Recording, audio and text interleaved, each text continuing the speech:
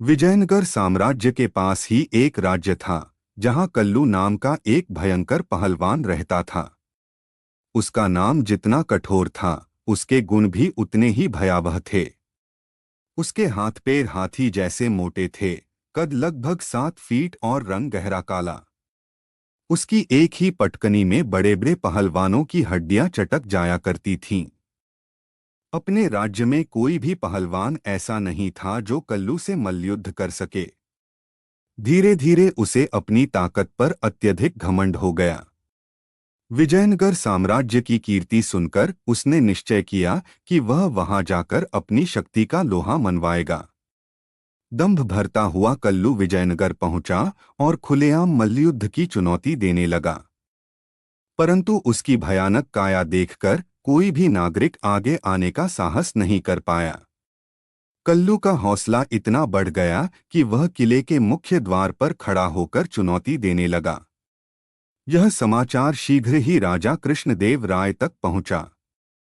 राजा ने मंत्रियों और सेनापतियों की सभा बुलाकर आदेश दिया कि एक दिन के भीतर ऐसा पहलवान खोजा जाए जो कल्लू को हरा सके।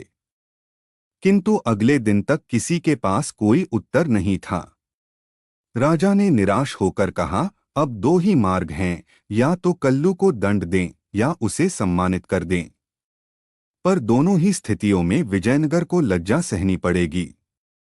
तभी सभा में तेनालीराम उठे और बोले, महाराज, मैं कल्लू से मल्लयुद्ध करूंगा। यह सुनकर सभा में हंसी गूंज उठी। राजा ने आश्चर्य से पूछा, तेनालीराम, क्या तुम जानते हो कि कल्लू कितना शक्तिशाली है? तेनालीराम ने विनम्रता से उत्तर दिया, महाराज, विजयनगर की मर्यादा के लिए यदि प्राण भी चले जाएं तो मुझे स्वीकार है।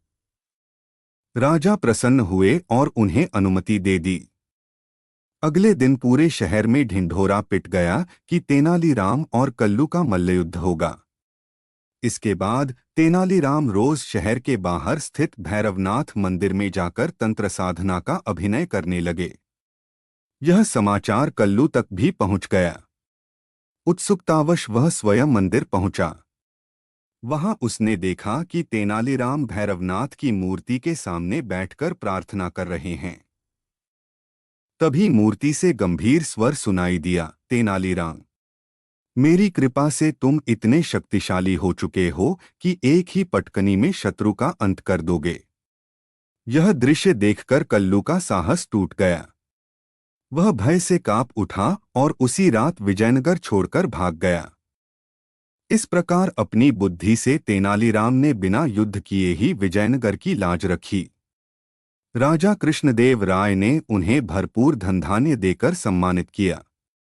शिक्षा बल से नहीं, बुद्धि से बड़ी समस्या का समाधान किया जा सकता है।